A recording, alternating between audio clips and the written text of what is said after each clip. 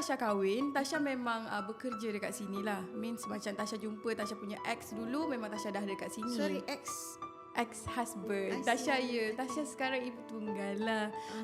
Tapi sebelum Tasha datang sebelum Tasha berkahwin, Tasha memang dah start duduk dekat Malaysia dalam 2 tahun macam tu sebagai pekerja lah.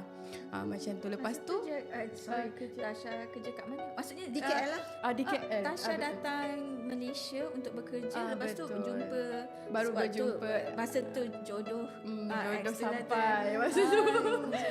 Sampai di Malaysia umur berapa?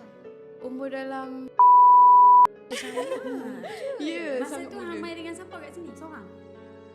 Bukanlah seorang, dia ada kakak lah masa tu. Betul. okey. Lepas tu Tasha jumpa Tasha punya ex, lepas tu kahwin muda. Umur berapa? Masa kau tahu dah datang? Ya. Umur Tasha kahwin. Muda. Sangat muda. Lepas tu kebetulan Tasha punya ex dulu dia memang orang yang dikenali juga. Tapi mula-mula tu Tasha belum start lagi buat konten. Belum start lagi buat konten apa semua.